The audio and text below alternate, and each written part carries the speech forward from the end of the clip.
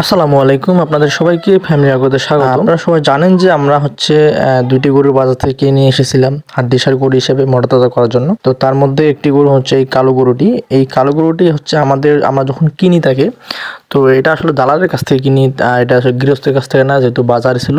আর যাদের কাছ থেকে কিনি তারা আসলে গরুর ব্যবসা করে বা দালাল যাদেরকে বলা হয়। তো তারা আসলে বলেছিল যে আমরা তাদেরকে বলেছিলাম প্রথমে যে এটা কি গাভীর নাকি কোনো কিছু, কারণ যেহেতু আমরা মোটা তাজা করবো, আমরা আসলে সাধারণত আপনার প্রেগনেন্ট গরু কিনি না মোটা তাজা করার জন্য।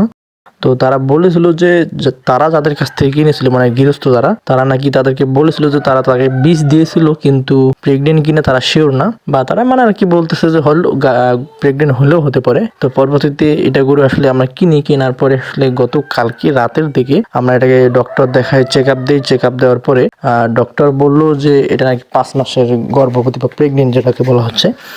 তো এটা আসলে খুশিরও খবর আমাদের জন্য, কারণ হচ্ছে যে যেহেতু 5 মাসের প্রেগনেন্ট, এই 5 মাসের প্রেগনেন্ট মনে করেন 2 থেকে 3 মাস যদি আমরা একে রাখি, তাহলে এটা অনায়াসে 60 থেকে 70 হাজার টাকা বিক্রি হবে। কারণ এই গরুটার জাত হচ্ছে আপনার ক্রস ফ্রিজিয়ান, মানে এর মা হয়তো বা দেশি ভালো মানের একটা গরু ছিল, সেই দেশি গরুকেই হচ্ছে ফ্রিজিয়ান বীজ দেওয়া হয়েছে। তো সেখান থেকে আপনার দেশি ক্রস ফ্রিজিয়ান এটাকে বলা হচ্ছে। তো আমরা আশাবাদী আসলে খুব ভালো মানের একটা গরু, দেশি ক্রস গরুর মধ্যে ভালো মানের গরু।